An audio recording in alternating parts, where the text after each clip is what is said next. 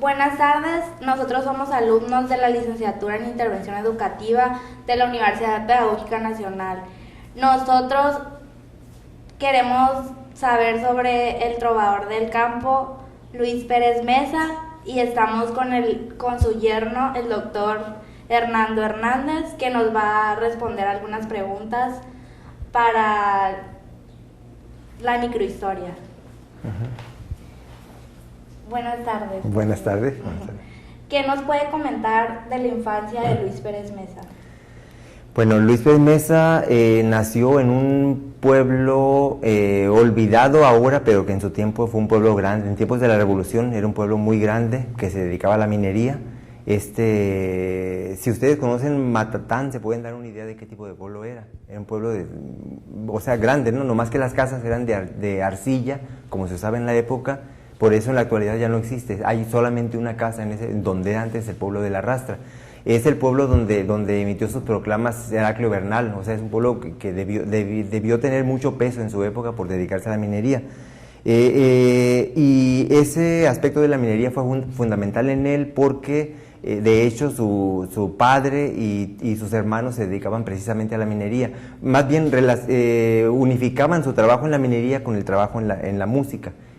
Toda la familia era una familia dedicada a la música. De hecho, no solamente Luis Pérez Mesa destacó dentro de su familia, sino también Antonio Pérez Mesa, que creó un trío llamado Los Duendes con Pepe Jara y que dio a conocer al mejor compositor de boleros en México, que es Álvaro Carrillo, que es el autor de Sabor a mí, El Andariego, Luz de Luna y canciones de ese tipo. Entonces, toda la familia se dedicaba de hecho a la música. Hijos de Luis Pérez Mesa han estado en grupos famosos de rock, como el grupo Tequila, uno de los grupos proscritos de Avándaro, o otro estuvo en la Revolución de Emiliano Zapata, cuando la época progresiva de ese grupo. Entonces es gente que es toda una familia que tiene todo un sentido muy claro acerca de la música y que incluso lo ha heredado porque hay un timbre muy particular de la familia que no poseen otros cantantes. ¿A qué edad llegó a la Ciudad de México y cuánto tardó en encontrar la fama? Pues mira, eso de la fama se me hace muy relativo porque si lo consideramos desde el punto de vista mediático tardó todavía un tiempo, pero él a los 24 o 25 años ya era conocido en todos los pueblos de Sinaloa, del centro, sur de Sinaloa, ya era muy conocido. De hecho, tenía, no él, sino su familia, un trío llamado Los Hermanos Pérez, que recorrieron todo el Pacífico mexicano y eran conocidos en todo el Pacífico mexicano. O sea, él, por ejemplo, su hermano, cuando grabó las canciones de Álvaro Carrillo, ya había viajado a la Costa Chica cuando adolescente, acompañado por Luis Pérez Mesa y por otro hermano de ellos, y había cantado en toda esa región. Entonces tenían ya una fama ganada como trovadores entre la gente popular, ¿no? Entre el público. Pero ya incluso había cantado en la XCSA en Culiacán.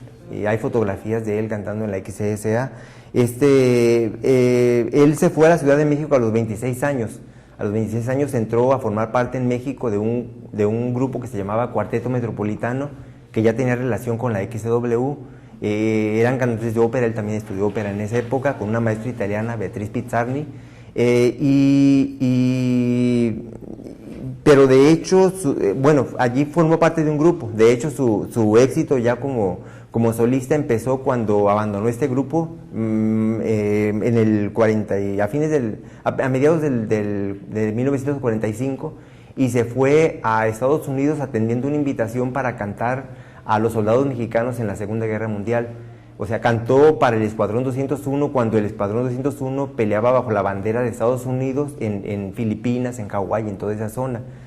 Precisamente de ahí proviene una de sus máximas experiencias de él como cantante, porque peleaba cantó para un grupo de soldados de filiaciones diversas, de regiones diferentes. Entonces se oía música de Francia, música de Estados Unidos, música de México, y ahí fue donde pienso que él decidió grabar alguna vez con banda. En ese tiempo todavía nadie grababa con banda sinaloense. Entonces, de allí, pienso que de allí le surgió la idea. Cuando él regresó de esa zona de Filipinas, fue a cantar con el Mariachi Vargas porque el gobierno de Estados Unidos, así como ahora contrata a Madonna para cantar a los soldados, lo contrató a él como cantante de música mexicana y al Mariachi Vargas. Entonces cuando volvió a Estados Unidos regresó ya con el dinero de ese viaje. Entonces fue cuando grabó sus primeros discos en Nueva York. Los grabó en una compañía que se llamaba Dico, donde grababan Los Panchos y muchos artistas importantes de Cuba de la época.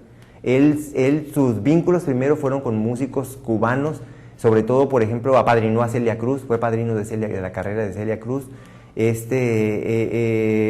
no inició como los cantantes de banda de ahora, que empiezan grabando música regional y luego se expanden su mundo comercial fuera de México. Él empezó como cantante internacional, o sea, cuando grabó, empezó como cantante internacional grabando en Nueva York, y a partir de ahí, sobre todo cuando grabó El Barzón, se hizo conocido en todo Sudamérica y en parte de Europa. Entonces, en esa época los únicos cantantes internacionales eran, ¿cómo se llama? Jorge Negrete y Luis Pérez Mesa, porque Pedro Infante solamente era conocido en México. ¿Cómo era como músico, como padre y como jefe? Estamos hablando de la actitud de su carácter. Sí, mira, como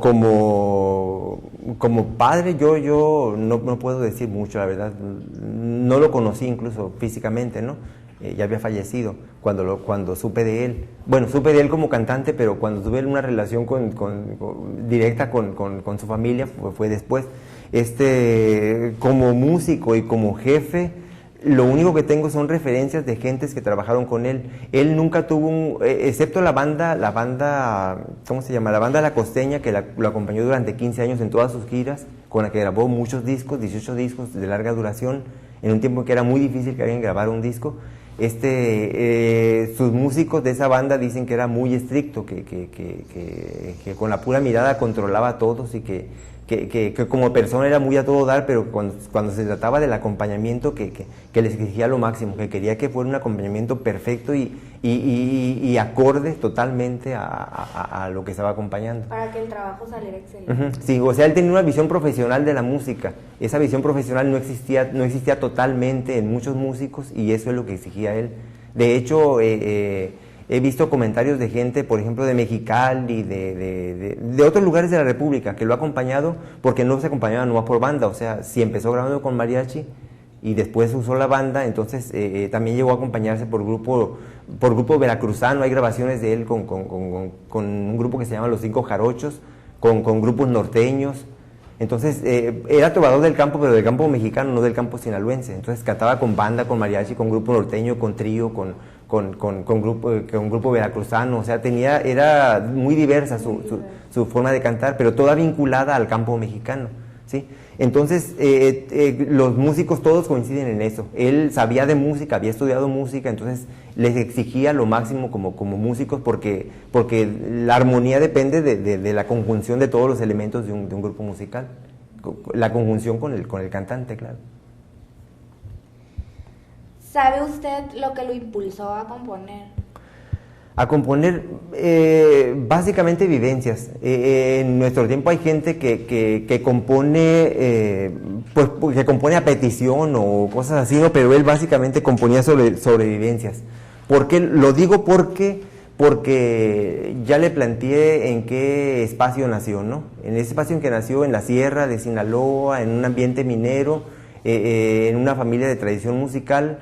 Estaba en contacto con la naturaleza y sus canciones hablan de naturaleza, Los Vergelitos, El Sauce y la Palma, o sea, son canciones que hablan de naturaleza, o son canciones que hablan de animales, El Pájaro Prieto, El Toro Palomo, El Toro Manchado, o canciones directamente vinculadas con la gente que conoció, por ejemplo, las Isabeles, que la hizo para su madre, se llamaba Isabel, su hermana Isabel y sus hijas, María Isabel y Mercedes Isabel. Para ella se hizo esa canción. Una de las niñas se quejó con él que por qué no le hacía una canción nomás a ella y hizo una canción que se llama Una de las Isabeles, que es diferente. Una señora con la que estuvo se llamaba Carmen y le hizo una canción que se llamaba Carmelita. De hecho, la primera canción que compuso fue un chotis. Un chotis era un ritmo español que quedó, pues que la gente de origen español que vivía en la sierra lo conservó. Entonces su primera canción fue un chotis, se llamaba Acuérdate de mí, y dice, si alguna vez eres sincera y en el mundo llegas a ser feliz, entonces mi nena, acuérdate de mí. No decía nena en el sentido que hoy decimos de niña, sino decía nena porque su primera mujer se llamó María Elena, sí. Entonces fueron sus vivencias básicamente, sus cuestiones familiares y el mundo en el que vivía. Lo que lo impulsó. ¿Por qué la música regional y no la ópera? Esta era una época en que la ópera tenía un público muy, muy limitado y en que empezaba a utilizarse masivamente la música no comercial, sino la música popular. De hecho, gentes que pudieron tener mucho éxito en ópera, como Jorge Negrete, se dedicaron a la música popular, y Luis Pérez Mesa hizo lo mismo. Sin embargo, yo creo que sí hay que marcar muy claramente la diferencia entre música popular y música comercial. Por ejemplo, muchas bandas de ahora lo que hacen es música comercial porque la hacen con fines mercadotécnicos, la componen y venden con fines mercadotécnicos, ¿no? La banda original era una banda que no ocupaba micrófonos, que no ocupaba luces y sonido. Ahorita una banda de las gruperas famosas no toca si no tiene buen equipo de luces y si no tiene sonido. Incluso queda mal. Pero además todas las canciones tradicionales de Sinaloa no se la conoce ninguna banda grupera. Las bandas tradicionales de Sinaloa pueden conocer 200 o 300 canciones que forman parte de la música popular. Entonces hay que distinguir mucho la música popular de la música que se hace con intenciones mercadotécnicas de venta, como la de la música de las bandas gruperas de hoy. La mayoría. Sí. Y Luis Pérez Mesa, el gran mérito de Luis Pérez Mesa es que todas sus grabaciones son grabaciones de música popular, o sea, surgida auténticamente del pueblo con fines expresivos y no con fines de venta. ¿Sí? ¿Por qué el cambio de nombre de Ignacio a Luis? Ahorita ya vamos a hablar sobre su vida. Sobre su vida personal. Sí. Él se llamaba Ignacio Pérez, incluso cuando intentó colocarse en la Ciudad de México fue con ese nombre, pero había un señor en la XW que le puso mote y sobrenombre a mucha gente, pues a varios cantantes, ¿no? Por ejemplo, a Emilio Tuero le puso el barítono de Argel y cosas así, ¿no? Entonces, cuando conoció a Luis Pérez Mesa, le dijo, ese nombre no es un nombre que te pueda servir, porque Ignacio Pérez hay muchos. Entonces, él le dijo, bueno, yo tenía un hermano mío que murió cuando tenía 10 años, mi mamá le lloró mucho y yo le dije que yo me iba a llamar Luis. Entonces dice, pues así llámate, le dijo Luis Pérez, pero Luis Pérez Mesa completo. Y por lo que cantas tú vas a ser el trovador del campo. Le puso Pedro de Lille, que era un locutor de la W muy famoso. Entonces por eso le quedó ese nombre. Fue a sugerencia de Pedro de Lille. ¿Por qué le nació la fundación de la ANDA? Bueno, él formó parte de la época en que se fundó la ANDA, más bien por sus nexos, por la relación estrecha que tenía con Jorge Negrete y con otros artistas de la época, pero en realidad no estuvo como parte activa de la ANDA él nunca. Lo que sí es que hubo una vez un conflicto muy fuerte entre las principales empresas que manejaban los medios de video y de cine en la época y la ANDA. Entonces tanto él como Jorge Negrete se fueron a España. Porque estaban vetados en México. Pero o sea, él no es formó parte de las estructuras de la ANDA, aunque fue uno de los impulsores de su fundación, porque la ANDA era un organismo que pretendía favorecer sindicalmente a los trabajadores de la industria del espectáculo. Su carácter, pues ya hablamos de cómo era él, tanto como los amigos, como director. Sí. Y pues mis compañeros, a ver qué preguntas le tienen también sobre él. Sí, por su carácter mucha gente tiene, de hecho, tiene amigos por todos lados. O sea, yo voy a veces de viaje a algún lugar de la República, al DF, a cualquier lugar, y siempre surge alguien que lo conoció y cuenta maravillas de él. Era muy amiguero, tenía amigos por todos lados. Entonces, si no hubiera sido cantante, hubiera sido un buen agente de relaciones públicas, una cosa así, que no se sabe entonces, ¿no? Pero era una persona muy, muy amiguera. Era muy agradable en sus relaciones personales. Hay muchas anécdotas, porque además parece que tenía mucho sentido del humor, pero en el sentido profesional, pues ya era otro, ya era muy estricto y enojón y agresivo. Buenas tardes. Buenas tardes. Me gustaría saber si tuvo muchos problemas para hacer sus investigaciones sobre la vida del trovador del campo. Pues de hecho, su propia hija conocía poco bueno, su propia hija, la hija que conozco, ¿no? Elisa Pérez Mesa, conocía poco de él porque vivió con él un tiempo entre los 5 y los 12 años, pero después dejó de vivir con él. Y además porque la cercanía le impedía ver el tipo de figura que era su padre. O sea, Elisa convivió con Jorge Negrete, con Pedro Infante, la abrazaba y cosas así, entonces dice, pues para mí eso era normal y nunca me interesó conocer más acerca de eso. Lo que he conocido de Luis Pérez Mesa lo he conocido preguntándole a familiares cercanos, preguntándole a otros artistas, buscando en periódicos de la época. O sea, ha sido un trabajo de investigación como personal que he asumido y que ha rendido algunos frutos.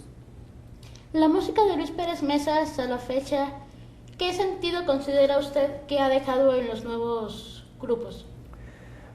Pues no sé si los nuevos grupos lo conocen, pero de hecho parece que muchos no saben ni siquiera de su existencia. Sin embargo, la banda actual no tendría el auge que tiene actualmente si no hubiera sido por Luis Pérez Mesa.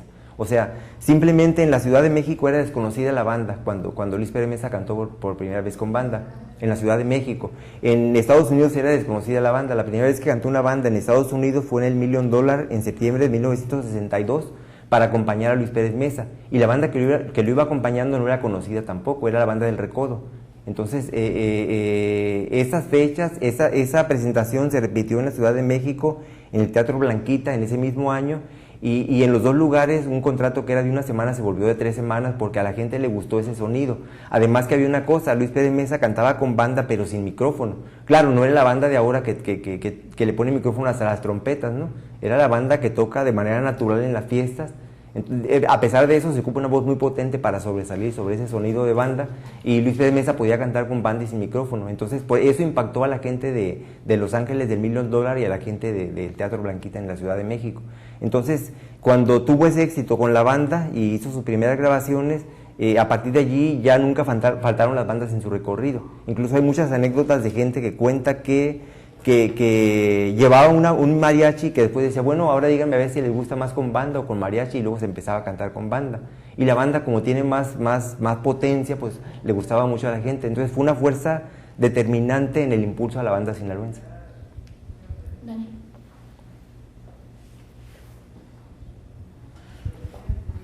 Buenas tardes. Sí, buenas tardes. Quería preguntarle, ¿cuál fue la primera canción que hizo Luis Pérez Mesa? Hizo una canción que no es muy conocida ahorita, que se llama Acuérdate de mí, fue un chotis, pero canción conocida, pues La India Bonita de hecho El Barzón fue antes de grabar con banda, fue una canción de él, en parte de él. La letra es de un campesino de Aguascalientes, Miguel Muñiz, pero la música la hizo Luis Pérez Mesa. Y de hecho es la canción más conocida de él, El Barzón, que sí llegó a grabar con banda también. Pues con esto terminamos la entrevista. Pues agradecemos al profe Fernando Gracias a ustedes. por el tiempo brindado, y pues lo dejamos si quiere contarnos alguna anécdota más.